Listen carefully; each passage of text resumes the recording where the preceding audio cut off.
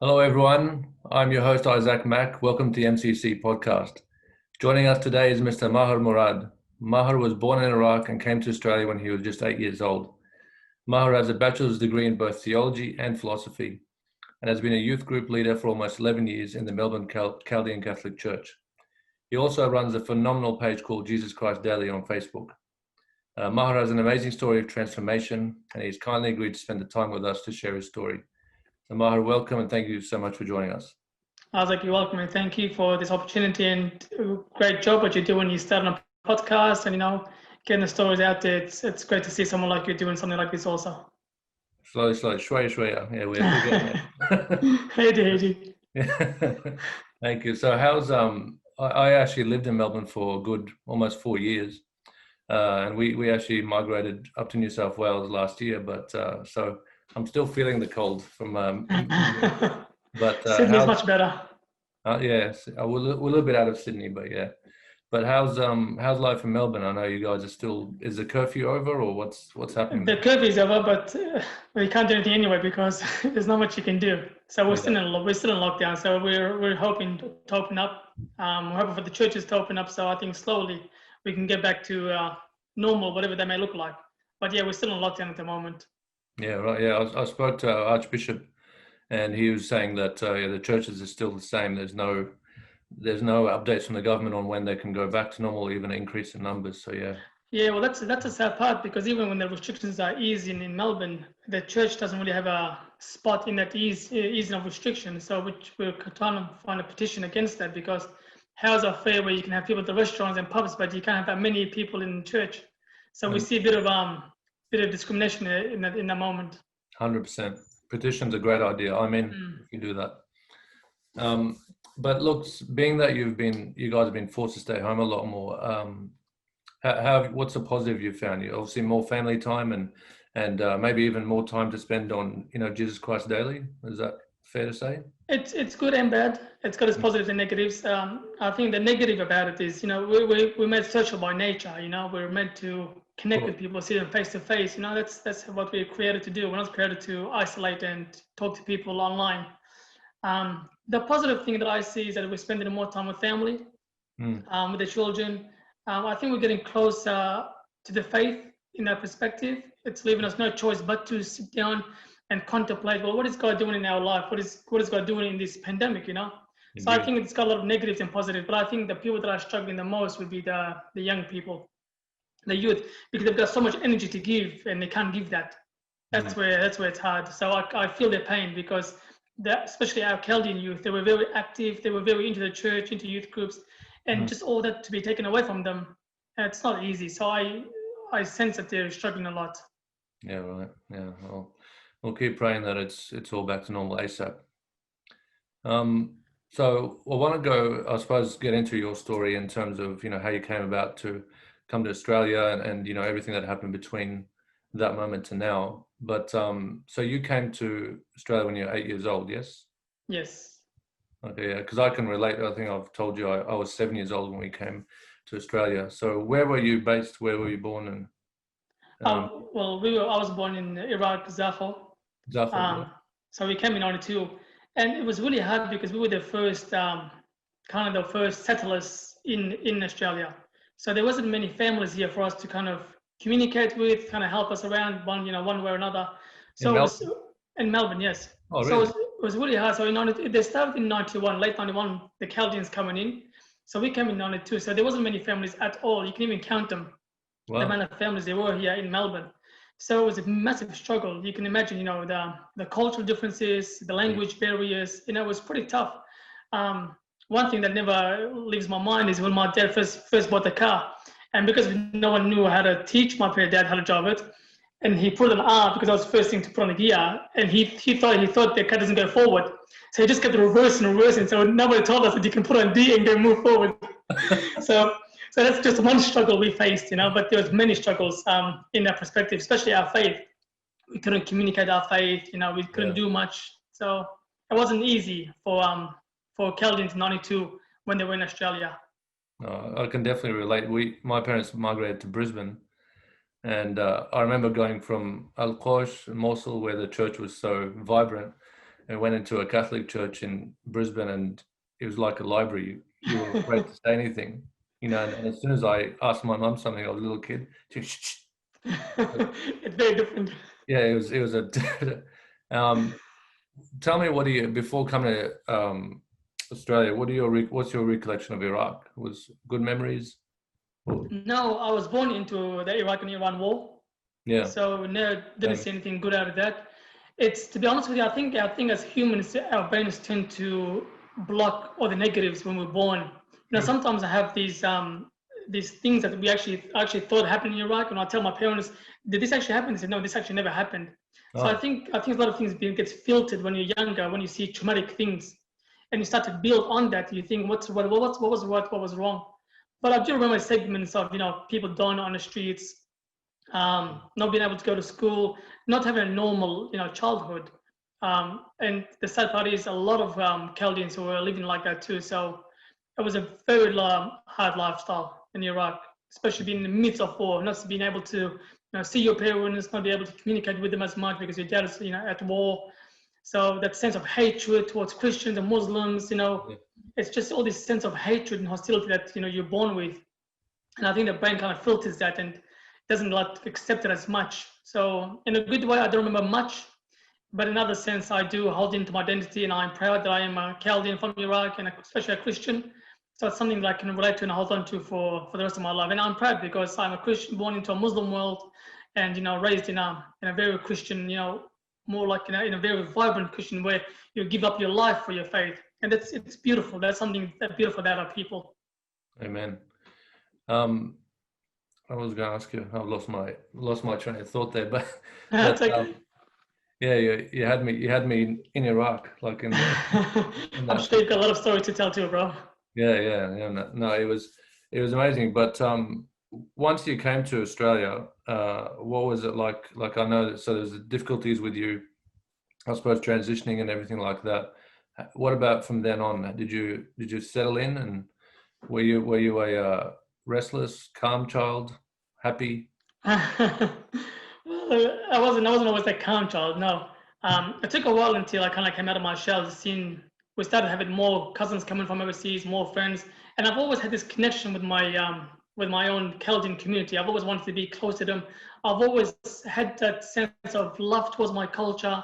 I've always used to visualize my dad, the way he spoke, the way he stands, and the way he sits when someone like a priest or a bishop comes over. And it's something beautiful about the body language of our community. There's certain things you do, certain things you can't do. When someone like a prominent figure comes into your home. But it took a while for Yeah. me to kind of get out of my shell. And I remember very well that one time we were sitting down and I had my leg on top of my other leg, Oh and the yeah. priest was over. And I was listening to the priest in conversation. I was just kind of visualizing everything. And after everything was gone, my dad said, "Do you know you were very rude today?" And I go, "Why?" He goes, "You had your leg on top of your other leg while the priest was in our house." And I go, "Oh my God!" So Was was it it's an, pointing at him? uh, Was your leg pointing at the priest? yes, it was. Yeah. It's a no-no. But I was young, so growing up in Australia, I think there's a lot to learn from our culture, and I think Yeah. especially the younger generation, they're losing a lot of that cultural sense. And it's beautiful. Look, there's a lot of beautiful things we have in our culture that we're losing. So I Mm. think it's up to us kind of to bring that back and make it more stronger in our presence. 100% agree. I mean, I've told a lot of my younger cousins and even nephews that you're blessed here because you have the ability to take the good from both cultures. Growing up in Australia, so don't forget your roots. There's so much goodness you can take from that. Our faith, our togetherness, our community, our family values, and you can take a lot of good from the Australian culture as well. Like, combine them. Don't think you have to choose. Would you agree with that? Very definitely. I always tell the youth, take what's good from our culture, leave the bad, and take what's good from the Australian culture and leave the bad. And combine, like you said, it's the best way you can do it. We have beautiful things in our culture that Australia can learn from a lot. Yeah, 100%. And primary school, high school, everything was good for you? Primary school was good. Well, as soon as high school hits, that's when girls come into play. And that's when you kind of slowly leave your faith and leave Jesus alone for a bit so you can have a bit of fun time. So it feels like, high school is like a me time. And, it's not about Jesus, it's not about church. But I was brought up in a very strict Catholic family. So my parents always used to force us to go to church. Never liked to go to church, wasn't into it, Really? but I've just done it because my parents wanted me to go. So I was just to go sit at the back. As soon as the church finished, I was just to quickly get in the car and kind of leave. But Did you try to sneak out after communion? yeah, but the church was just to look at us, the priests. So it was one of those things where you had to really be careful because we had a little very small church. So you can see everyone what they're doing, because there wasn't a big community. So you can see what everyone is doing. So it was pretty intense. So you had to really do it in a very smart way. But yeah, I wasn't really into the faith. It was something that was I started to leave aside because coming and living in Australia, it's let's be honest here.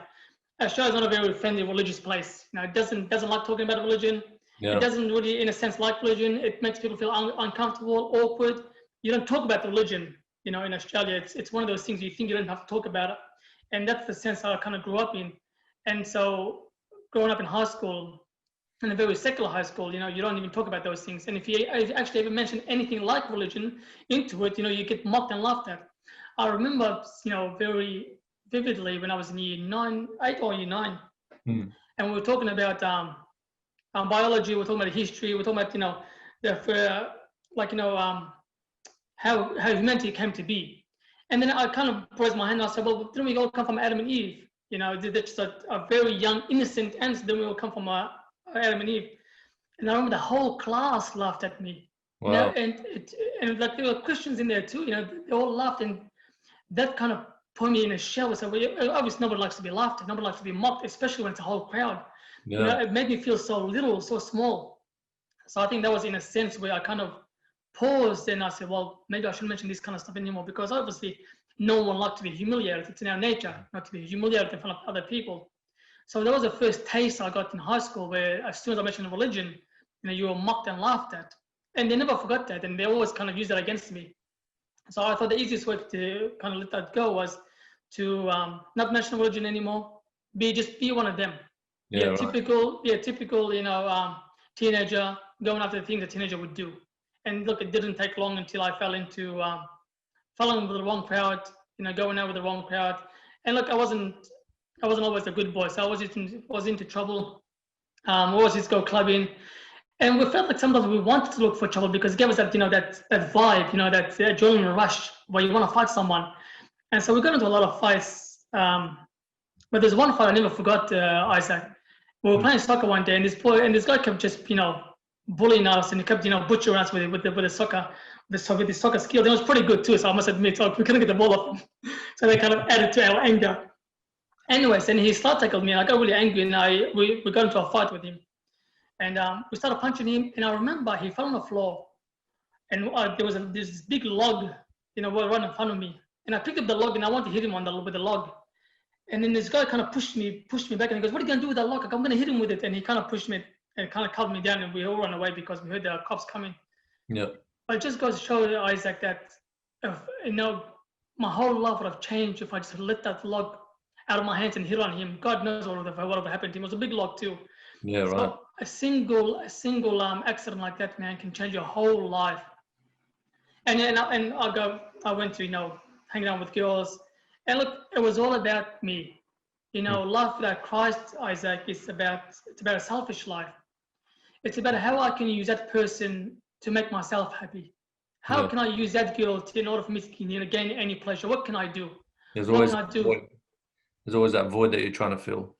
Exactly, yeah. And no matter how much you fill it, it becomes more empty with the worldly things. No matter how much you do it, it becomes more empty. And look, I must admit, Isaac, it was a very dull, it was very empty life. You know what I mean? Yeah. So it was just the usual, going out with the boys, going clubbing, picking fights, trying to pick up girls. It was just an empty life, And I just think about it, and I go, wow, this whole time, my teenage years, I wasted over what? Over nothing. These girls don't even matter anything to you. I mean, they don't even care about you. Most of them don't even care about you. They're doing the same thing, looking for self-pleasure. They're trying to, seek that emptiness where they can, put some void in there. Not knowing that there were so many chances that I could have brought them back to faith if I had that opportunity when I was younger. But I fell into that trap like every other youth who is at the moment falling into that trap also, thinking they can be happy when they go out and use girls and go out and buy expensive cars and do whatever they want and just blow their whole teenage youth for what? And the sad part is they only realize that when they get older. So that was going to be my next question. When did you start thinking this way? When did you start realizing, all the things that you just mentioned, that you're wasting your life and Also, all to be honest with you, Jesus in a way cut my life short. He cut my youth short. So I all started the 5th of May 2008, 2009, sorry, when I had a dream about Jesus.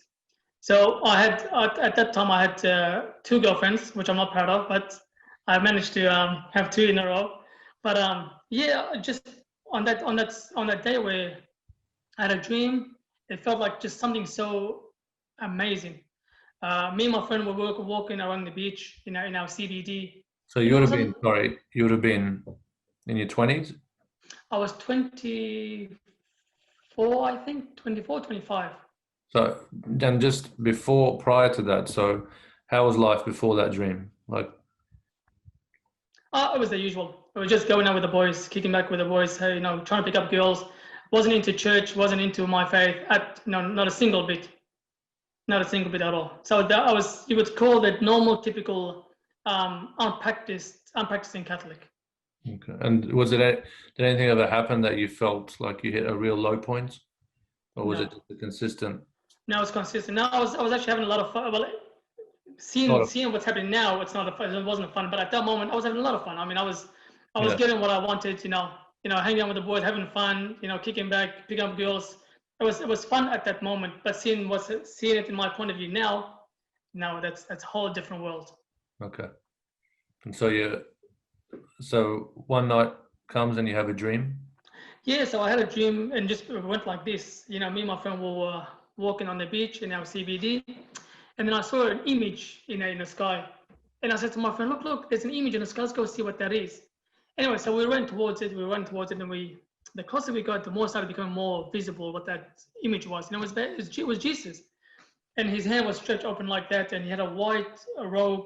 His face was like a dazzling white, and he had a goldish color hair, and he had a red striped robe around his shoulder.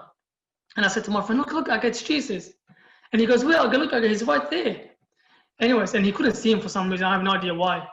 And so I was the only one that could see him. And Jesus started speaking. I can see his mouth moving. And I said, Jesus, what are you trying to say to me? I can't hear what you're saying. And he started speaking again. And I said, Jesus, I can't hear what you're saying. What are you trying to say to me?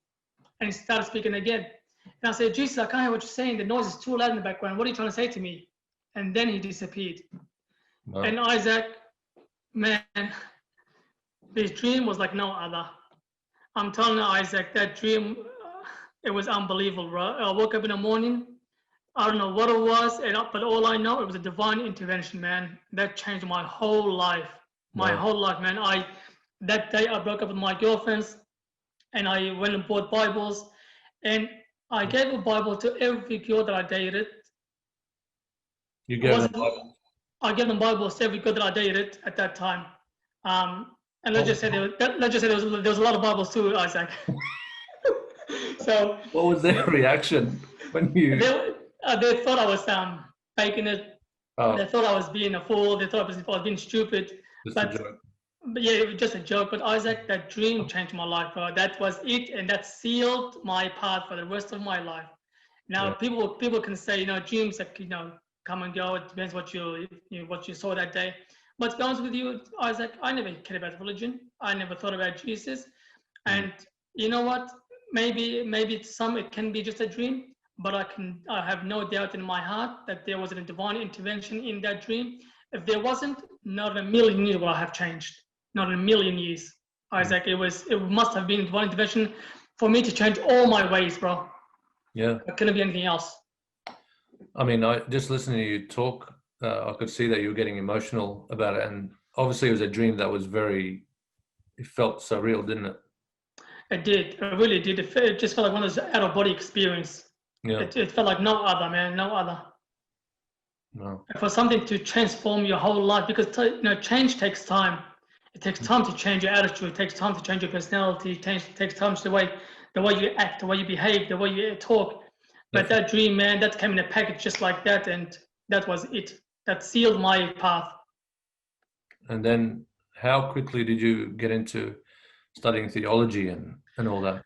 At that moment, I went speak to a lot of priests about what that dream meant, and Okay. only one priest stuck by me. What he said, he goes, Maya, he goes, Jesus is trying to call you, but your world is so loud that you can't even hear him. Okay. And that was the turning point. And I go, that is it. I go, God has called me. I go, I'm following. Man, there was times I was staying up 6 hours in the middle of the night reading the Bible. I stayed up reading, and I want to read as much as I can. I want to know as much as I can about the faith. I want to know everything that I believed in.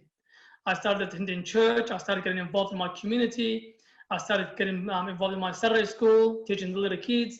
Man, and I realized then what my path was in life, and that was to always keep following Christ and get everyone back on the boat and follow Christ also, man.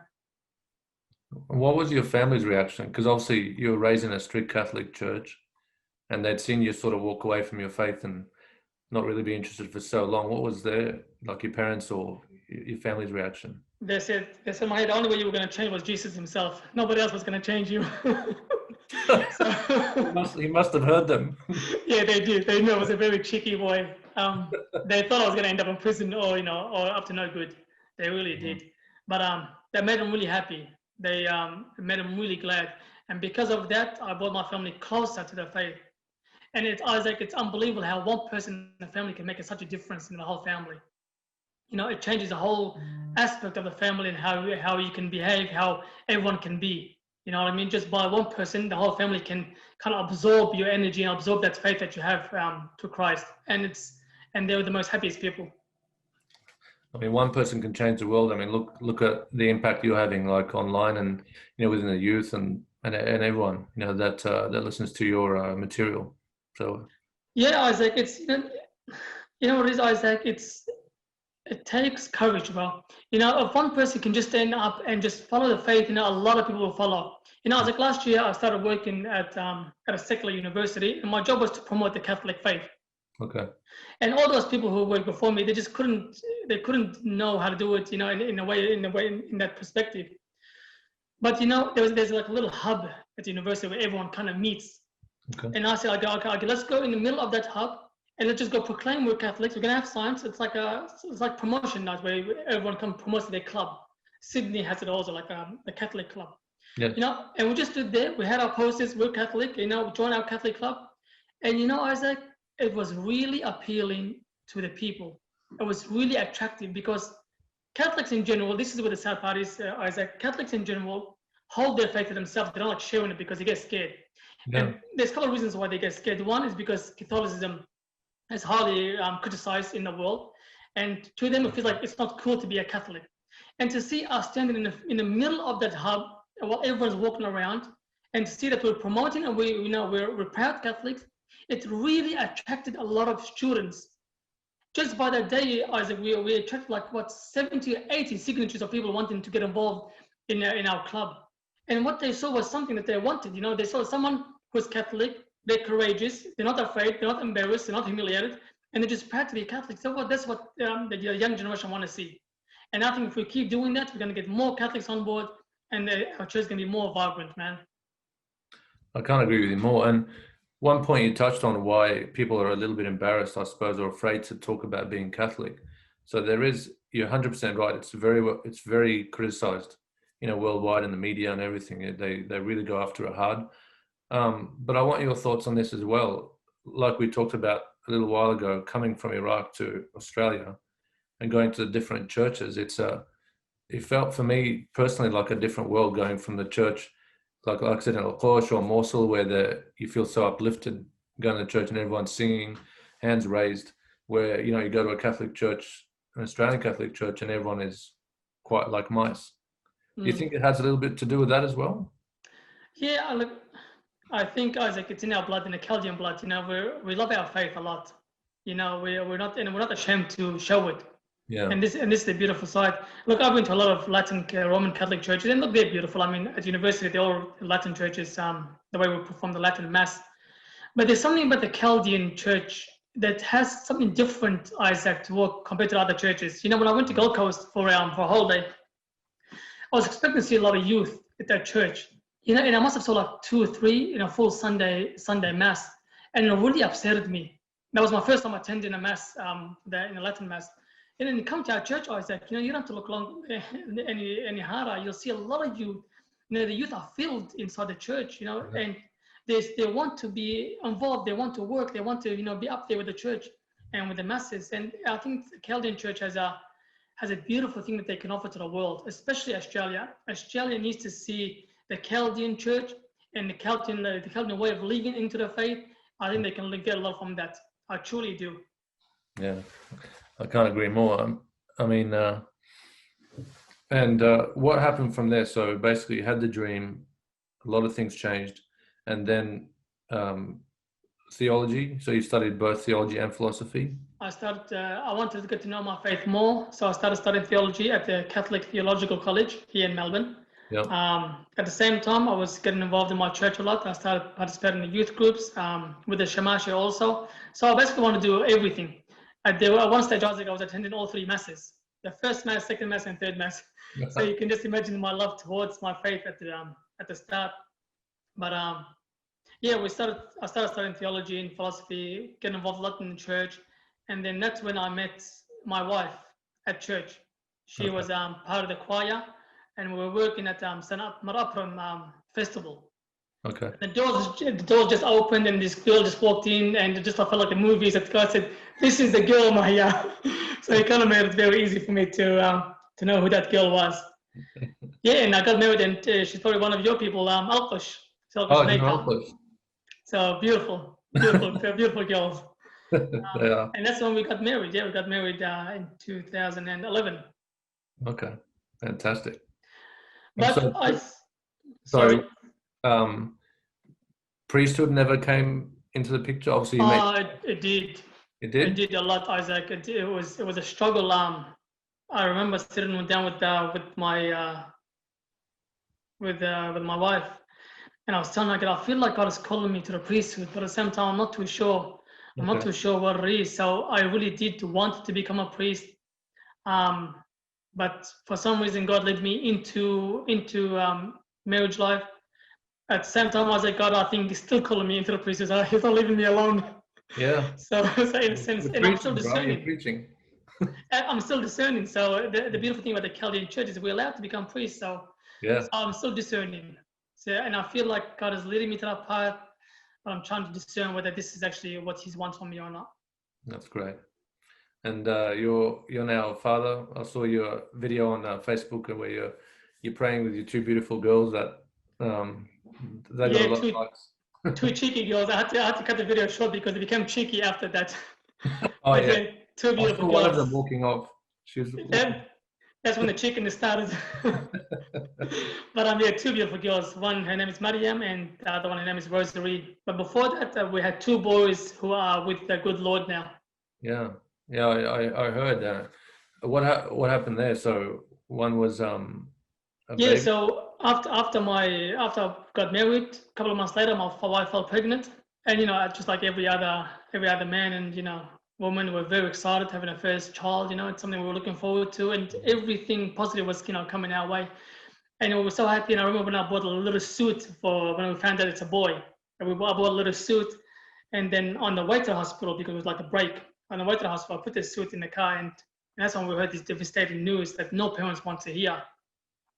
And they said that they labeled our child as an abnormal child. And it always made me wonder, why would they call it abnormal? This whole different. And then they gave us devastating news. And then they said to us, look, your baby is abnormal. His heart is twisted. It's all the other way around. So the front of the heart's facing backwards. The back of the heart's facing forward. He's got no spleen. His lungs are not developing. And his four main vessels of the heart, one of them has come across his throat. So, this is how old was he then? The first ultra scan, so it must have been like 3 months. I think that's when they do it. 24 weeks, something like that. So it was our first scan. Yeah, right. When we found out, we wanted to find the gender of the child. That's when they gave us this devastating news. And since then, Isaac, man, it was a roller coaster. Now you can just imagine every single time after that we went to the hospital, they were offering us abortion. They were giving us this news, and you can imagine every time going back home, the wife would be crying in the car the whole way, non-stop, man. Wow. It wasn't something that I would never wish upon this with anyone, a family would hear. No. But we kept going with it, And I remember one time vividly, they put us in an office, like little room, and the doctor came up to us. He goes, "Look, because we strongly encourage you both to have an abortion. And Think about having an abortion." how long, how far along was this? It was the fourth, I think, the fourth or fifth month. Okay. So they were trying to encourage us to have an abortion. And I remember, Isaac, one special moment. It was a Catholic hospital, and then I turned around and they had like this little background screen on the computer. When the computer got asleep, this whole monitor comes, it starts to put the screensaver up, and it said, "We follow the footsteps of Jesus Christ and His passion and towards humanity." And that's when I said, "You know what?" I go, "Motherfucker, no way we're gonna have an abortion." I go, "We have no right to do this." And the sad part is, Isaac, we were having Christians tell us to go for an abortion. And these are Christians, they should be telling us not to even think about an abortion, And these are people trying to encourage us to have an abortion. I was going to ask you about that. Yeah, I was surprised to hear that. Yeah, it was really sad, Isaac, And these are, and the sad part is, Isaac, these are people who were close to the church also, always attending church. Wow. Now, look, they probably didn't mean any harm. I mean, they probably don't know any better. You'll be really surprised, Isaac. A lot of our people don't know the faith very well, man. What's when you start to realize that do people actually know the faith? Some Catholics actually think that abortion is okay. Some Catholics think that contraception is okay. There's a lot of Catholics out there who actually don't know the faith. So I don't really blame them for coming up to us telling us, having abortions. I don't really hold it against them. But you can imagine the next couple of months after that, how bad it was. Every time we went to the doctors, they were telling us something differently. They were saying at one stage, the spleen didn't exist, but then they found that it did exist. At one time they found out he didn't have a liver, and they found out that he did have a liver. Wow. But he came into existence, so they said to us that he wasn't going to make it. So you guys aren't going to hear this baby cry. He's going to come out, and he's not going to be crying. He's going to be a dead child. And I said to my wife, you know what? We're just going to keep going. I go, God gave us his child. I go, if he wants to take him away from us, he's going to take it. He can take it away from us. Yeah. But Isaac, I put myself up for a challenge that I knew for the rest of my life was going to impact me. I knew that this child could die any moment in my hands. I knew that his heart can stop and I have to do CPR on him. I knew that economically, financially, physically, everything was going to go against me in my life. And I knew that life was going to be one crazy lifestyle if I had this child. Yeah. But, Isaac, I wouldn't be able to handle myself and live my life knowing that I've killed my own son, man.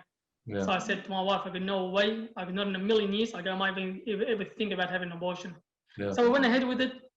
He came out crying, and he was the most beautiful child. I was like, man, he was unbelievable. He had beautiful features. The sad part is only internally there were problems, but outside he just looked like a beautiful child, man. Beautiful face, small nose, beautiful eyes. It was just an amazing scene to see. But as you know, Isaac, man, it didn't take long. After a month, that was it. The main thing that caused his death was that the main vessel of the heart, who kind of suffocated him, couldn't breathe anymore. Yeah. But Isaac, I took it pretty cool, man. I knew God was there to strengthen us, and thank God there was someone like me there with my wife in the life of my wife, because my wife would have had a downturn, man. She would have lost all hope for life. It just goes to show when something like that happens, you need someone there to strengthen another person, man. And I thank God so much that He gave me the strength that I needed to go ahead with this with the death of my child. And it wasn't easy to bury a child, man. No father should bury a child. No. Always a child should bury the father. So it wasn't easy to see a little small coffin going into the ground and having our own son buried. Not to mention, my family were devastated too. This was our first son coming into our family, man. So it wasn't easy. But after that, we kept going. I said to my wife, no, I go, what's the point of stopping? I go, the world doesn't stop for anyone, Isaac. No matter what you do, the world's not going to stop for you. And sometimes we think we're the center of attention, center of the world. But the truth is, Isaac, man, when you're gone, the world moves exactly the way it's moving before you even came to existence. You're a drop in the ocean. Exactly right. So I told my wife, I go, look, the world wasn't going to stop for us. We had a lot of support from the community. The community loved us, and were there to support us in every way possible. So I said to my wife, I go, let's have another chance and try it. I go, what's the worst going to happen? We've already seen the worst. Anyway, so we had another child. The first one we named him Yeshua after Jesus. Oh, But beautiful. we had another child. We tried and then we went to the doctors, and they said to us, "This child is healthy. This child is good. There's nothing wrong with this child." And they specifically gave us one professional doctor, to be with us the whole time. Every time we needed that person, we'd contact him. He'll be able to see us. We only go see one doctor. We don't go see all other doctors. We have to keep telling our story over and over and again. Yeah. And everything was fine. And on the third month, the first ultra scan, that was the hardest time, because that's when they gave us the devastating news of the first month. Yeah. So you can imagine our heart is stopping, our heart's beating so fast, But and then that's when they said, this child is perfectly healthy. There's nothing wrong with this child. Go home. You're gonna have this child. It's gonna get delivered. Everything's gonna be fine. And every 2 weeks we used to go to the hospital. It's the same thing over and over. This child is healthy. Nothing like the first child. Go home. Everything's fine. You're gonna have this child. You're gonna have this baby boy. Mm. Just towards the end, around the 9th month, just before my wife was due. Now my wife kind of didn't feel the baby moving as much. Oh. So, and I rushed her to the hospital, being paranoid because of what happened to the first child, obviously. So we went to the hospital, and we said, look, we don't, my wife doesn't feel comfortable. She's not feeling the baby moving as much as he was before. Anyways, and they put her under the ultra scan. Like, everything's fine. Go home. And we said, look, we don't feel comfortable. Can we please stay here at the hospital? But because of what happened in the first one, we'll be more comfortable to stay here. They said, no, go back home. And we went back home, Isaac, and that was it. We came back a day after, and the baby was dead in the mother's womb. And it kind of frustrated me, Isaac, because they just wouldn't believe us. Sometimes no matter how expert and how knowledgeable you are with with medicine, sometimes that mother has a gut feeling. Now sometimes they should take that on board. But they came from the medical side of view, so they said, no, it's okay. So don't worry about the gut feeling, just go home. So, and then my wife had to deliver another dead child. So we had to bear with that child also. We buried that child on top of our first child. So we buried two boys. So then we said, Isaac, we said that wasn't gonna stop for us, man. We got to keep going. Well, I mean, to keep going at that point, I think, I take my hat off to you, and God bless you, because, man, I've got 1 3-year-old boy, and I know when you're going through that pregnancy period, especially the first one, there's so much excitement, and to deal with what you had to deal with in that time, and to do it twice, but it's funny not funny, sorry, but it's interesting what you said about the strength that you had throughout that time. I in my life, I've you come across death, you come across tragedies and all sorts of things, and a lot of times you don't think you actually have, for example, you go to a funeral or you're going to something that you just don't feel like you have the strength to do it, but all of a sudden this strength comes about you. And I've always believed that's God gives you that strength to be able to, face these things. That's very true, Isaac, man. There's always a reason why God would do the things that He does in specific times, man. I truly believe, Isaac, God called me, when He put Himself in my dream, because He knew this was going to be into my path. Not that He caused it, but this was in my path coming, and I think He needed someone strong to strengthen the wife. Because I'll tell you, Isaac, if wasn't God in the midst of our relationship, then my wife would have fallen, man. She would have fallen. She wouldn't have gotten back up. And I don't imagine any woman without the strength of God would be able to move on, man. I think you both would have crumbled without God. Yeah, I truly believe so too. And I tell my wife, if it wasn't for God, man, I wouldn't have any meaning towards this. I was reading the Bible the night my son passed away, because that was only my source of strength. You know what I mean? And I remember, Isaac, that week my son passed away, I attended church, because I never like to miss church. No matter where I am, I don't miss church. And and I got up and read the St. Paul's letter. It was the hardest letter I ever read, but there was the only reason why I read it, because I want to show people that the church and God is more important than anything that comes our way. Wow. Even the death of my son shouldn't have taken me away from Mass. So I want specifically to be an example to others that if anything happens in your life, no matter how tragic it is, don't leave God and don't leave the church, because that's your source of strength. That's a great example.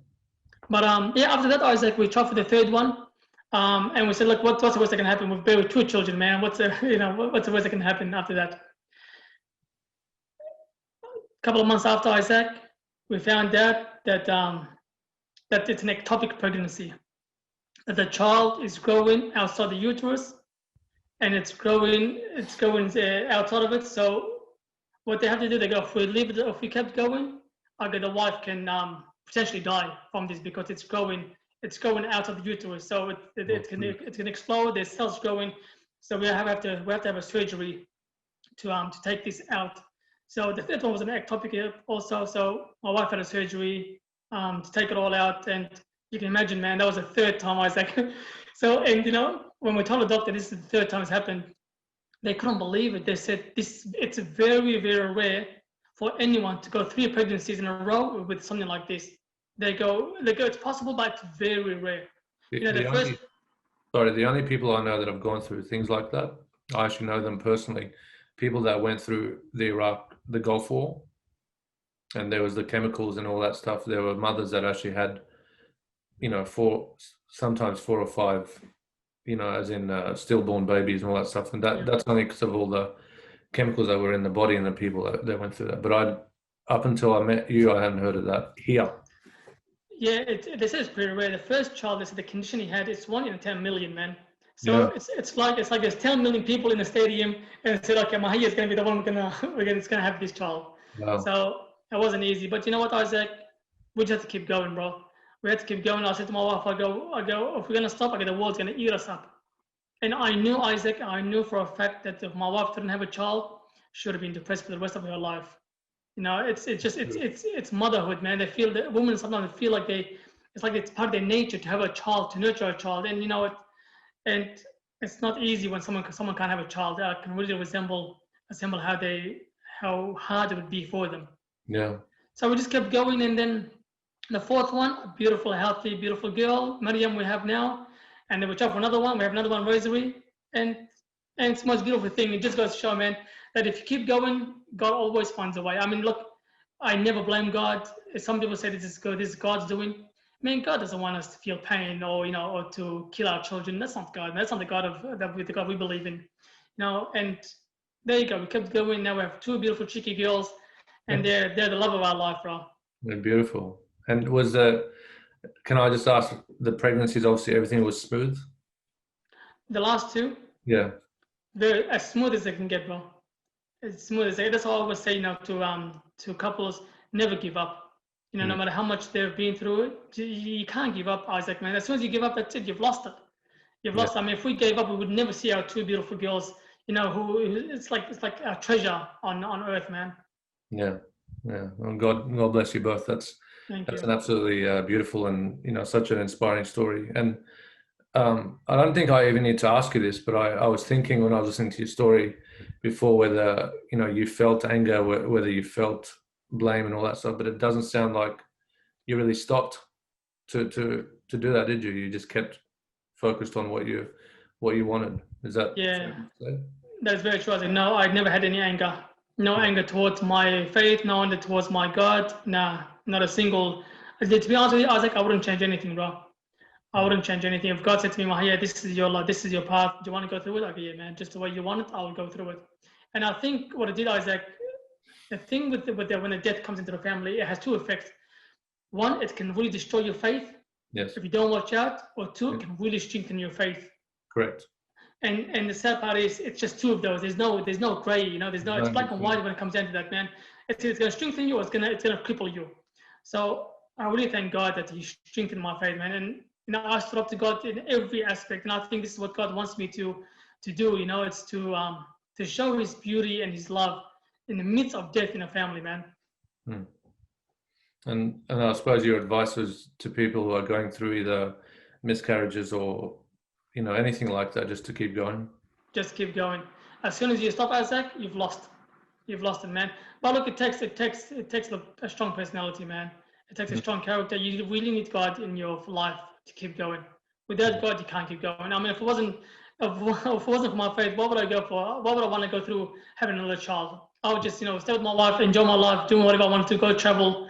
But no, man, God has a bigger purpose than just being selfish. Did you pray? I suppose obviously you prayed a lot, but did you pray for a certain thing when it came to, say, your 4th attempt? Isaac, when they told us that our child was going to come out not breathing. It's gonna come out dying. And I went to the bathroom. I couldn't cry for my wife because I want to kind of strengthen her in the midst of hardship. Yeah. And I said, God, I have no idea what you're doing in my life. I go, but you know what? I gotta trust you. I go, let your will be done. And that's all I said. I go, let your will be done. I go, that's it. And I've always remembered that prayer. I have no idea what he was doing, but you know what? I trusted him. Yeah. But Beautiful. yeah, it was always hard, Isaac, after that. Every time my wife was pregnant, of course, I was prayed to God. And I was prayed and I said to God, I go, Lord, I pray that there's children in my house one day crying and screaming. And he's doing a lot of that too. So, so I think I asked for a bad thing. They was crying and screaming. So I thank God for that. Well, you said something really interesting, which was, and I had a friend of mine years ago taught me this, because a lot of people, when tragedy happens to them, death, whatever you want to, whatever happens, they see that as the will of God, as in, oh, I had a bad car accident, I lost my legs or something like that. They see that as the will of God. And I remember an old friend of mine said to me, this is not the will of God. The will of God is not to cause you harm or pain. What you do with it is the will of God. That's very true, Isaac. Yeah. And that really switched, I suppose, the way I was looking at life at that point.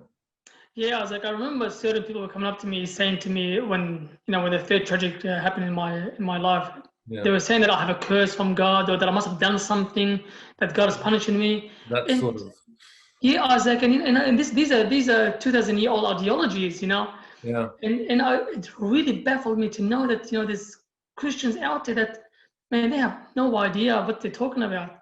Someone's giving you the eye, like the evil eye. Exactly right. And I remember this lady came put an eye in for my son, and I go, what's the eye for? She goes, I'll take care of him. I go, but all he needs is the cross. Yeah, it's God Yeah. that needs it's God that needs this, but not the eye, man. But Yeah. but unfortunately, Isaac, that's what we come up with. That's how we are. But you know what it is, Isaac? One thing that you realize after going through something like this, you start to see God in a different way. You How? start to see God in a more compassionate, merciful, loving way. When an infliction or pain or death happens, it's never God that does that. And I always use this example, Isaac. You have a child. If your child ever rejects you, if your child ever rebels against you, you never want to cause them any harm. So if you, Isaac, and me, who are imperfect, who are sinless people, know how to treat our child, imagine God, who is the most merciful, compassionate, beyond limits, what he would do for us. I mean, why would he inflict pain on us when we wouldn't do it to our own children? We are sinful people when he is sinless. It doesn't make sense. And I think when you start to realize that, you realize how God really is, and it's the most beautiful side of God that you will imagine. Beautiful. When did you start? When did you have the idea to do Jesus Christ Daily? Was that after all this? I think it was around 8 years ago. Okay. So it was originally designed for my community, for the Chaldean community. So I created. I'm only gonna put the Chaldean friends in here, and it's just gonna be among us. So it's just gonna be for our people. Yeah. And then it grew.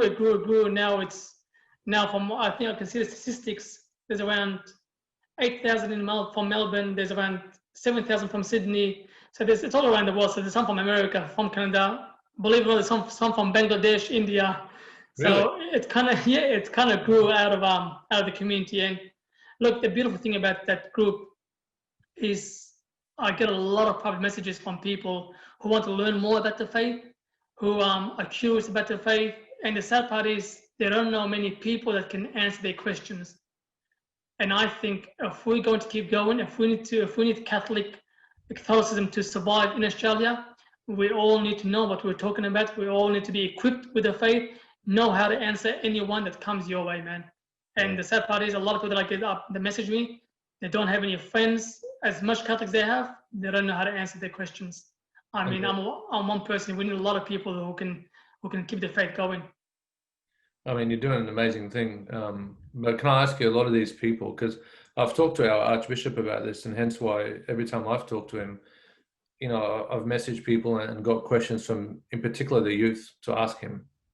And the reason why I do that is because I remember being that guy, at 17, 15, 21, going, but what about this? That doesn't make sense. That doesn't make sense. And not knowing where to go to ask these questions. Reading the Bible and going, I still don't get it. Yeah. You know what I mean? That's very true. I remember first reading the Bible, Isaac, and I read the four Gospels, and I go, Like, what is this talking about? There's four people saying the same thing. Like, because it even sounds like there's some contradictions in here. Yeah, So and there wasn't many people that I can go to and get answers from. yeah, yeah. So that, and you feel like that Jesus Christ out is providing that. I mean, I've watched your videos, like for example, you explaining the Hail Mary, explaining even the differences between Christian and Islam, which I thought was, fantastic and really interesting as well. So that is that your main focus or purpose? I think I was like my main purpose is to evangelize the Catholics, man, to equip them with the things that they need to for the outside world. I mean, look, they come to youth group, they come to church, but once they step out of that church, now the youth group, they're on their own, and they need to defend their faith. And I think we all need to defend our faith. As like the secular world is eating us alive, and we just need to keep going. And I think it's up to us individuals also to keep the faith going. I hear a lot of people say, "Why doesn't the church do that? Why doesn't the church do this?" And I go, "Well, why don't you do that then? Why don't you do it?" It's always why don't they do it? I go, "Well, why don't you do it? You step up and do something." Yeah, yeah, And you'll start to realize, Isaac, that as soon as you stick up to your faith, man, then people will respect you more, Isaac. I remember when I was at work, they were trying to force me to work on Sunday with this with one of my bosses. I said, "Look, like, I'm not going to work on Sunday because I go to church on Sundays." And she goes, "Oh, well, you do realize you can get sacked, this and that." I go, "Look, this is my faith. I'm not going to bend it for anything. I go have church on Sunday. I don't work on Sundays." I was like, and they were understanding about that. And I think this is the way the thing, the Catholics, they're very to themselves, they get scared to speak up. No, I said, they need to speak up. If they're asked to work on Sunday, well, they just tell them, "Well, I work on Sunday." If they're asked to lie, "Well, I don't lie, I'm a Christian." If they're asked to go to the strippers, "I don't go to strippers, I'm a Christian." I was like, I came to Sydney once, and I don't mean to badmouth Sydney. I came to Sydney once, all right. and I was playing Sorry, pool with my, you can say everything because I don't. and I was playing pool with my friends. And Yeah. this lady comes past and she goes, "Can one of you take me to strippers?" And I said, "Sorry." I Lady. go, "A lady, yeah." And No. I go, "Sorry." I go, "We don't go strippers." I'm a Catholic. And I was like, she cracked up laughing. She cracked up laughing at me. It's like the funniest thing she ever heard. And I go, "What are you laughing at?" She goes, "You're the first Christian I ever heard that he says that." She goes, "No Christian says that. Every Christian I say, they always take me and they're the ones that they are pushing me to go." Wow. And that was when I go, "Oh my God, how sad is that she's never heard a Christian say that." So Oh. that was kind of in a way me putting God's seed in her heart, and I'm pretty sure she will never forget that, and I will never forget that also. No. So you've gone from the grade 9 kid that was embarrassed to speak in class about being Catholic, and now to be, boisterous and unapologetic. I was like, I wish I can go back to high school and with the knowledge that I have now, man, I'll tell you, they wouldn't be mocking me in class, that's for sure. No, Man, no. I'll be sticking up to my faith every time, man, and I think that'll be the most amazing thing. But I don't have that opportunity, which is sad. So I want you to speak to people that are a little bit lost at the moment. So, I've talked to a few people in Brisbane and Sydney and even in Melbourne, people that I know. And, like I said, I've got questions for them to give to the Archbishop as well. But what would you say to people? Like you had a life-changing moment. You had a dream where you basically spoke to Jesus and everything changed for you. For people that haven't had something like this, but are just feeling a little bit on the fence, they've grown up like we've grown up in the Catholic Church and, had sometimes even the Bible shoved in our face, as we're growing up. I mean, that parents try their best. But what would you say to people that are, they know God is there, they know there's church, but they just don't connect with it. Yeah. Where can they start? I was like, it's tough. To be honest with you, it's really tough for them, and I feel for them because everywhere they look at, everywhere they turn, there's nothing faithful around what they see. We live in a No, there's secular not. world where it doesn't promote the faith, it doesn't like the faith, it mocks the faith, it humiliates the faith. So for youth to turn around and go against that, it takes a lot of guts. And look, they will really need God in that for them to change. They can't do it on their own. They really need to sit down and pray to God and really listen to what God says. The problem is, Isaac, we don't listen to God. To be honest, the reason why we don't listen is because we're scared. We're scared that He's telling us something to do something that we don't want to do. So I And want to get your a little bit more elaboration on listening, because just last week I was talking to the Archbishop about that, and we were talking about prayer, and I was telling him about how I had to listen. It was just a YouTube video of minister from America, and he spoke about that. He said something that we don't do enough in prayer is just shutting up and just listening. So how do you describe that? Yeah, I think the problem is, especially with the young people, Isaac, we feel that we need to say some words in order for our prayer to be authentic. Yeah. If we don't say enough words and if it's not long enough, it's not authentic. But sometimes, man, sometimes you just gotta be silent. Sometimes, I don't say a single word to God. I just listen. And you know what, Isaac? As soon as you start listening, man, you start to realize what He's trying to say to you. You start to realize slowly. God doesn't put you in dramatic situations. He takes baby steps with you. Mm. But I think if a youth wants to know more about the faith, if he wants to really get close to God, Yeah. all you got to do, Isaac, is look at Christ, whether it's through a statue, a portrait, an image, whatever it is, and just listen. And I guarantee you, if they're opened to listen to that word, to hear His voice, God does speak through it. But the only problem is, Isaac, we're so loud in this world that we don't hear Him. The problem is, Isaac, this is what happens with a lot of the youth. I'm working with the youth for the past 11 years. We watch a movie, we kick back, watch a movie with the boys, a very loud night, and we go as soon as we come to our house, we kneel and we think we can hear God. No way you'll be able to hear God, because you've just come from a very loud environment. You're trying to give 2-3 minutes to God. How is that possible? I won't. It's exactly like this. When I watch a movie, for example, Isaac, when you watch a movie and it's a really good movie, you really enjoyed it, and you finish the movie and then you say, okay, I need to go pray, so you can go to bed. The only thing that's in your mind, Isaac, it's the movie, because your whole mind is filtered in that movie. You've just come from an atmosphere. You can't go to a different atmosphere. So it really takes time. So in order to hear God's voice, you really need to first prep the prayer. So it takes time. So you got to really, first of all, meditate on the scripture, read a book, read the Bible, read a saint book, and then go into prayer with that in your mind. So what you've done, you've changed the atmosphere that you were in. I mean, if you just come up from a club and you come in kneel in front of God, that atmosphere hasn't changed. You're still in the atmosphere of the clubbing moment, that loud voice, loud music. So you really need to kind of prep. I remember one of the bishops in America, he said, the interviewer was saying to him, how long do you pray for? And he goes, 5 minutes. And the interviewer laughed. She goes, but you're a bishop. How can you pray for 5 minutes? He goes, I pray for 5 minutes, but I prepare it for 30 minutes. So it's getting into that atmosphere, and that's the only way you can be able to hear God's voice, and only if you're really open to it. But the problem is, I think we're too scared, Isaac, because we know what God wants at the end of the day. All of us know what He wants, but we're too scared. What does a normal day look like for you? What do you think some of your, obviously prayer, but what are some of your habits that you find that keep you, I suppose, connected and inspired? I think what connects me most to my faith, Isaac, it's the vibrant and the faith that youth have. And I always encourage all the youth that are on my list, when they message me and say, Mahir, I'm sorry, I'm going to ask you another question. I say, no, don't apologize. I go, don't apologize when asking me questions. Like, it's good because you're digging deeper into your faith. And I always tell them, I go, no matter what question you have, you tell me, because it shows to me that you're trying to dig deep into your faith. And that keeps me going. Knowing there's people out there that want to learn the faith, they want to share into that in the spiritual life, I love it, Isaac, and it keeps me going. And I think, and I'm not trying to be biased here, and I think the Chaldeans do it the best. One thing about the Chaldeans, Isaac, and I'm not being biased, I promise you, I've seen a lot of communities, I've been around a lot, but there's something about the Chaldeans that, especially the younger generation, they love their faith, Isaac. And it's crazy because they have something that I didn't have when I was younger. I envy them because it's beautiful. And I was telling to keep it going, to show it, to don't hide it. Don't hide it, and that's what keeps me going. It really does. It's the church and the youth that, give me that strength that I need to always keep going. And that's what it is, Isaac, isn't it? It's always about other people.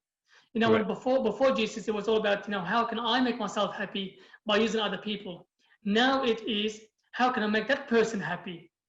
And it has an effect on me. When I see that person happy, when it's joyful, it replicates and comes back to me, full of joy. Exactly. And giving, we receive. Exactly.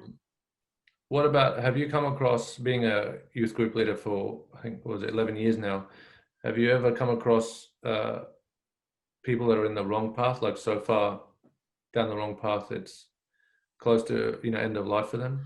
Yeah, look, Isaac, I used to work in a prison. So my job in a prison was to help the Catholics. help the Catholic prisoners. So every Catholic that used to come into prison, I would introduce myself to them. I would introduce them to the mass. We have a mass. I would give them a Bible. I would try to encourage them to keep going and study the faith and learn the faith.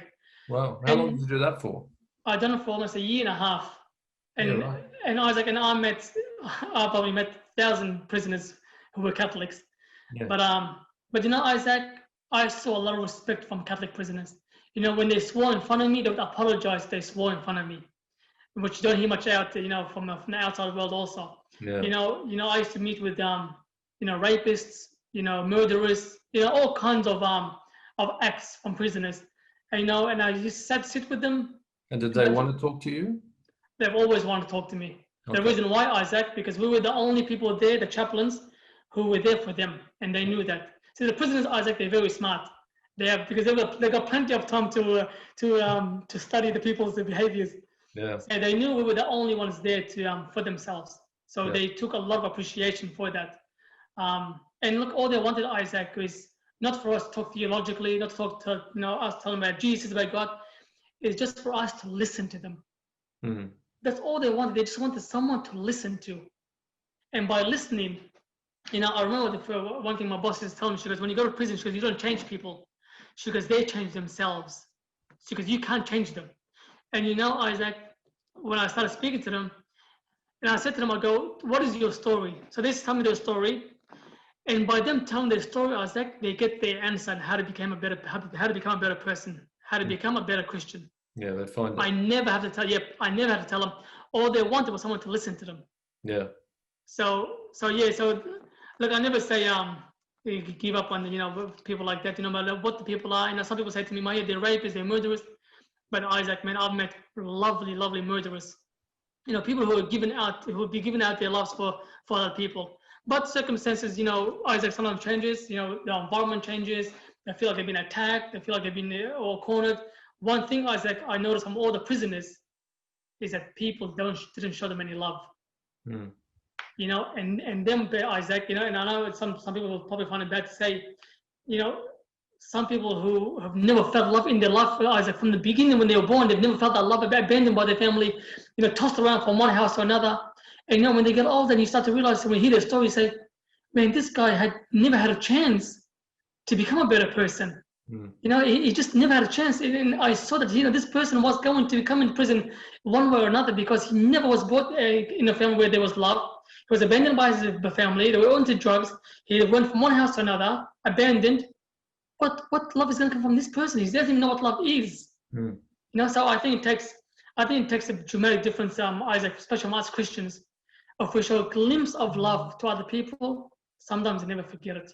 Yeah. And it changes people's lives to the point we will never imagine it. Yeah, you're absolutely right. Well, we've spoken a lot about the great things about the Chaldean community and our culture. I want to talk about I think a touchy subject that a lot of people, I think, sweep under the rug in church and everything.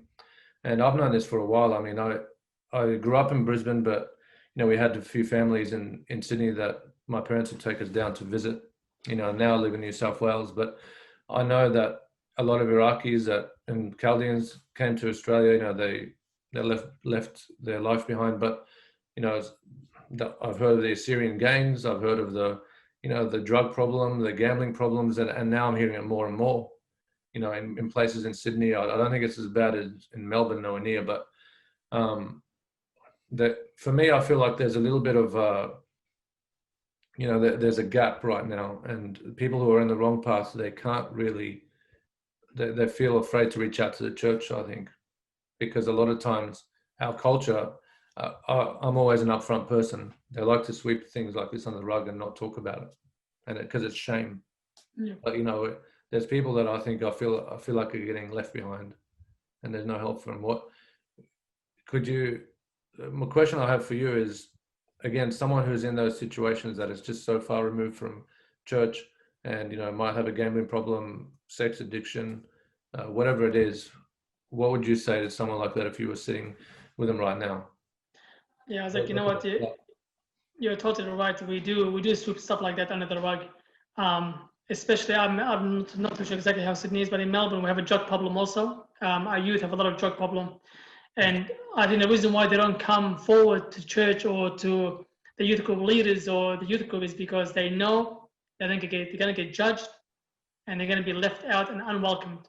There you And go. I see that. I see that a lot. I see that. And that's the biggest problem we have, Isaac.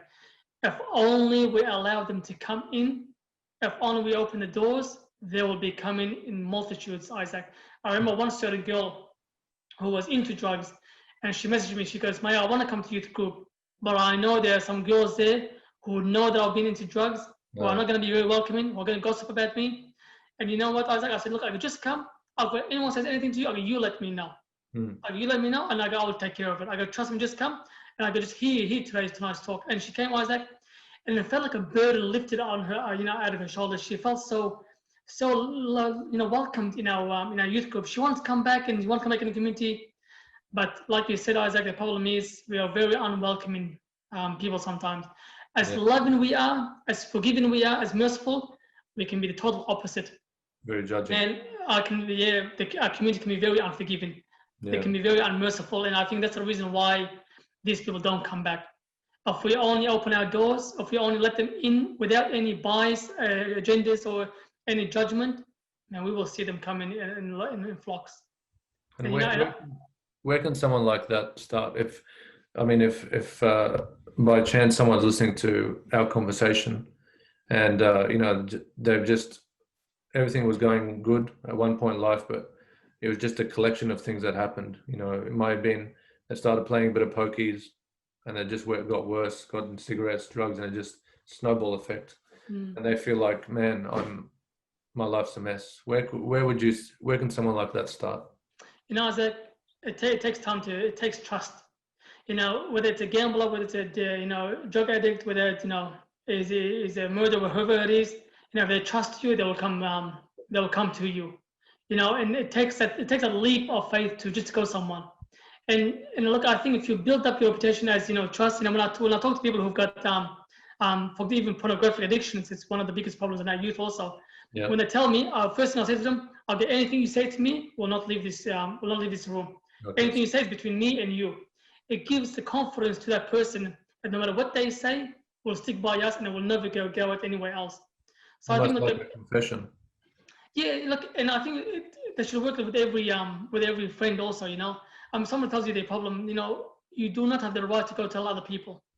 They've entrusted you with this crucial information they have in their life, and the last thing they want is for you to go tell someone else. So look, anyone that's struggling out there, anyone that's got any problem, addictions, man, just come seek someone that's part of the church, and just pour your heart out and let them go to the right position, to the right people. Anyone that comes up to me and tells me, "Man, what can I do?" I'll point them out to the right places, and look, if they're willing, I'm always willing to let them be part of the church, part of the youth group. It's church meant to be for sinners. It's not meant to be for the sinless. Correct. Yeah, I appreciate you talking about that, because I feel like that's something that we definitely do need to do better in. And I'm really pleased to hear that you're working with, especially the youth, when it comes to drugs and these things, because one thing that really got my attention about your dream is that it's such a there's so much in that, so much depth in that. The fact that you saw Jesus and you couldn't hear him speak because of the noise. I mean, that just describes the world that we're in. It's a phenomenal dream. Let's talk about, so now life is good. You're in Melbourne, you're inspiring people, you're a father, you're a husband. What's your favorite thing about being a dad? Well, my kids come into my bed and they kick me in the stomach, telling me to wake up. I had that at 3 a.m. last night. I'm sure you would. I was about to say 3 a.m. Mine was 4 o'clock. I was nervous about talking to you, not because talking to you, just so I could finish my sentences. Yeah, I know. Like, I think it's a gift from being a father, man. It's beautiful. Isaac, seeing the kids, and I think my goal in life is to raise them up to be as Catholic as they can be. I always tell my wife, our friends joke around. They said, their girl's gonna marry my son, and I said, no, my girls are gonna be nuns. So, so I really. The sad part is, Isaac, a lot of families, parents don't encourage their children to enter the covenant, to enter a religious life. I'm going to, try to encourage my girls to into that. And there's nothing more beautiful I'd want than for my girls to give their life to Christ. But if they don't want to, that's totally up to them. But I'm going to encourage them, and I'm going to try to make them as Catholic as they can be, as long as I'm living. Beautiful. That's my duty as a father, and that will be a tireless job that I'm willing to do it for the rest of my life. When I spoke to Father Douglas Albazi, he cracked me up. Like I was almost crying from laughter because I asked him when he became a priest, were his parents happy about it? And he said, absolutely not. He said, because they're always associated, especially in Iraq, if you were becoming a priest or a nun, it's because something was wrong with you, or or if you didn't have money. He said his grandmother came over to their house and brought bread, and he said, "Why'd you bring this for?" She goes, "I thought you didn't have any bread." Yeah, that's a sad part too, isn't it? Like I said, if you failed in life, then just be a priest. Yeah, no, we'll change that. No, well, yeah, it's a privilege. I think being a priest is a privilege. It's a calling from God. It's a beautiful thing, and I think it's one thing that we lack. We don't show much respect to priests, and I think it's something that we should show more of, and we should encourage our youth to think about. We even have one of their youth who've come to Sydney to study priesthood. Yeah. His name is Jacob, which is really good. We're really proud of him. So we're working as much as we can, And I think everyone should be asking the question: Am I called? What am I called for? And am I called to be a priest? Am I called to be a nun? We should always ask those questions. Can I just ask you one thing as well? When you spoke earlier about we're a little bit afraid to listen to God, and I know what you mean by that, but I'd like you to explain it to everybody, because that's really I struggled with that for a long time in my life, because I always felt like He wanted me to do something, but I didn't want to listen to it because I was actually scared of that task, because I felt like that's a really big task. I'm on my own journey, but for a long time there, I could feel it there, and I just kept pushing it away. But then eventually, you just have to pretty much give into it. Yeah, well, the beautiful thing about God, Isaac, is He doesn't give up. Yeah. And there's times that He will that you will reject His calling. There's times that you will you won't accept what He wants you to do. But you know what? He's not the type of God where He says, you know what, you didn't do this, therefore that's it. I'm not gonna bother anymore. And that's the most beautiful thing about God. He keeps going. Isaac, there's one specific moment, and I know that was 100% that this is God talking to me. I listened to God, and I said, God, what am I going to do tomorrow? And just His voice, Isaac said, Mahir, get up in front of everyone at work, and we have like 500 workers at one of the jobs I do, secular jobs. And trust me, it's a very unfriendly Catholic place, which is beautiful because it gives me an opportunity to be a witness to them. And he goes, get up in front of everyone and tell them to stop their language and stop swearing, because they swear a lot, and it's a very bad environment. And Isaac, you can just imagine, man, I felt so, and I didn't want to do it, Isaac, because you can imagine how hard that is. Get up in front of everyone and kind of saying to them, guys, stop swearing, especially in the secular workplace. You don't do that. It's just humiliating. It's very embarrassing. And you know what, Isaac? I put it off, and he kept going. I put it off. He kept going. He just didn't give up. And I said, you know what, God, you're doing this too many times, man. I'm gonna keep going. I'm gonna do it, and that's it now. So just so you can stop telling me to do it. And Isaac, one morning I had the courage to get up and do it. And Isaac, it felt so beautiful when I done that. When I done that, people started to, they woke up. They said, they were saying to me afterwards, I just never realized how much I swear. And thank you for bringing this to our attention. And became a witness. Reaction. A very positive reaction, and people come up to me saying, "Man, which faith do you belong to? Do you believe in God?" Just these questions get arising, and people want to know more about the faith. And I said, "This is what God wanted me to do." I mean, it wasn't easy, but God knew that by doing this, there's a lot of effects coming behind it. Sometimes not easy, Isaac, and I know sometimes God calls people to do things that aren't easy, but Isaac, we're not called to be comfortable. No. As soon as you're comfortable, you've lost it. You become lazy. So you need to get out of your comfort zone. Zero things worthwhile in life come from comfort. Exactly, yeah. Nothing comes from comfort. Yeah. Only sins and laziness. Even the lifting of weights, there's no. No, if you don't pick up those weights and work on them, then we can do anything. It's just the law of life. It is. Yeah. So how we've got to wrap up. I mean, I think I could talk to you for hours on end. So I really appreciate your time, man. But and I'm going to watch this space. It might be Father Mahir down the track. Well, I'll never say no to God. If He's calling me, I am more than happy to Yeah, answer that call. but And it's not like, but I say it with respect because it's not like it's it's going to make, how do I say it? It's not like you are missing anything right now. You know what you're doing is amazing as it is. You know it's enough and it's beautiful. So yeah, keep on going. thank you, Um, Isaac. how are you different from the person you were, say, 5 years ago? Do you feel like you're ever evolving? 5 years ago, yeah, I think that we always have to have producing fruits, Isaac. Once you don't produce any fruits, you'll have to sit down and really question, well, what am I doing in life at the moment? Why aren't I producing any fruit? You know what I mean? If you become dull and comfortable, and you really need to ask that question. So we always have to be producing fruits. The harvest is long, and it is few laborers. So we need to work on the harvest. We need to work on the people. We need to keep going, and we should never stop. Faith is not a journey where you meet and if you've reached a level. It's a continuous journey for the rest of your life. And as soon as you pass away, Isaac, that journey continues. And it doesn't block off. It continues by how you were in your life, continues to your life in your kingdom of heaven. So we always need to be producing fruits in our faith. Once you start producing fruits, you need to sit down and really look deep into your heart and ask, well, what's happening in my life? What am I doing? Yeah. And just asking those questions. And I think it's good, Isaac, to always ask questions. Once we stop asking questions, that's when we start to fall. Mm. We need to ask questions. What am I doing? Is what I'm doing, is it right? Asking God also, God, is this what you want me to do today? Is this what you want me to do? Like, is this what you want me to do before? What do you want me to do? What are you trying to say to me? We always need to be asking our questions. Why is it the best thing that can get us to faith? Brilliant. And I think what you're doing is so needed right now in the world. Because like I see with schools, being a parent now, I can see with schools and all, that we're living in a society where they are.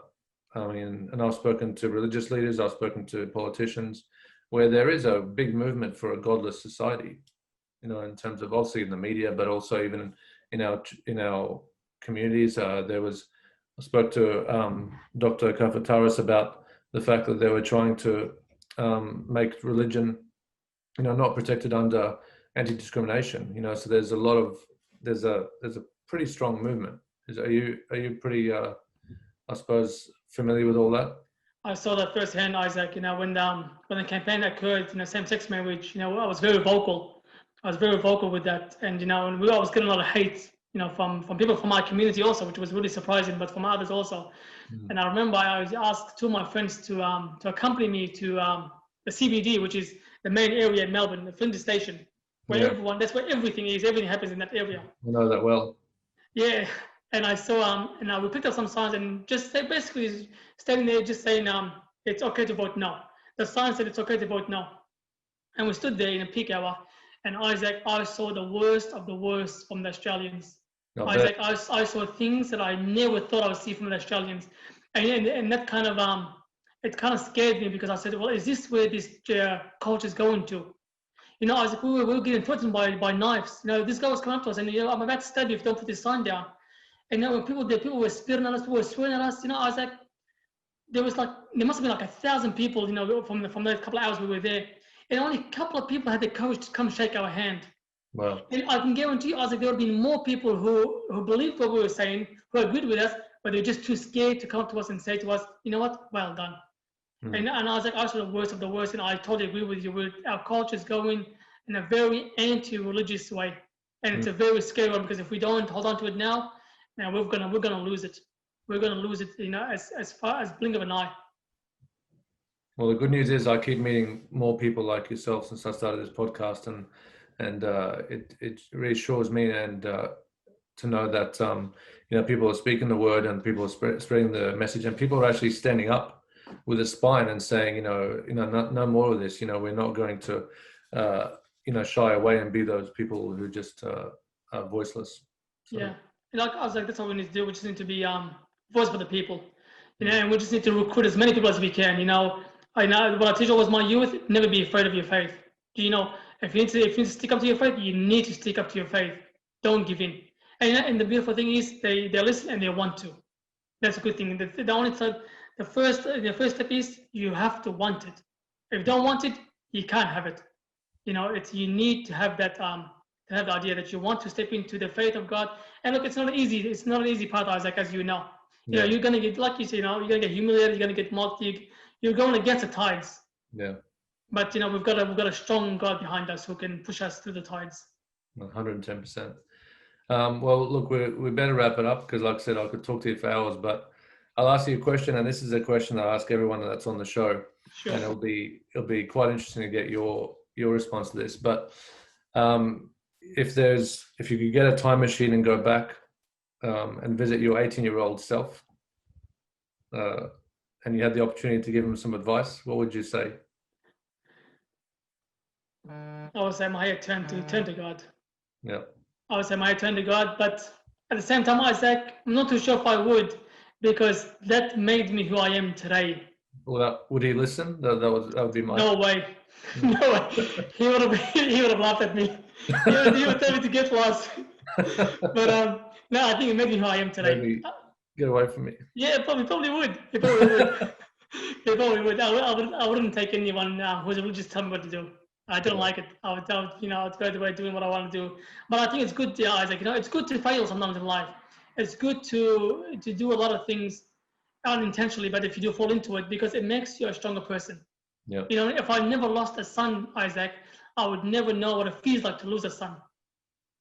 Only when I lost a son did I realize how it feels when somebody loses a son. Then I can connect with that person. Correct. You know what I mean? So in a way, I would love for my youth, to be a very religious youth, to be sinless throughout my years. But God has called me, and I thank God so much that He didn't let me go throughout my whole life without His calling. If I did, and if I was in my deathbed, Isaac, without His faith, it'd be a very useless life. Yeah, no, you are very blessed, my friend. That's brilliant. Well, look, I just want to say a big thank you for your time. It was an absolute pleasure to talk to you. God give you strength and keep doing what you're doing. You're doing an amazing thing. So yeah, it's I think the community is very grateful for what you do. So thank you, Isaac, and thank you for inviting me, and thank you for all that you're doing. Also, it takes people like you also to keep going and and push into the faith and trying to inspire people also. So we need more people like you, Isaac, and more podcasts and more people to listen to your interviews. Bless you. Thank you, brother. Thank you, Isaac. Take care.